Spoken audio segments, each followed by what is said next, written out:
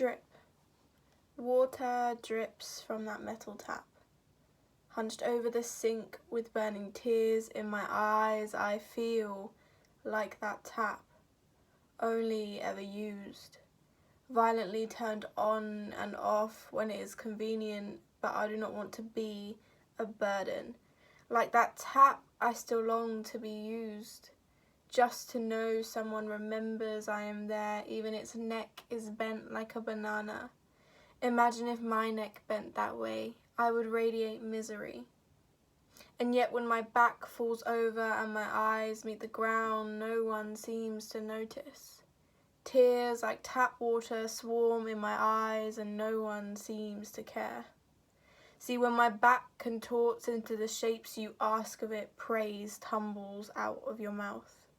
When I twist and knot into the shapes beautiful to you, shapes of compliance, I am wonderful to you.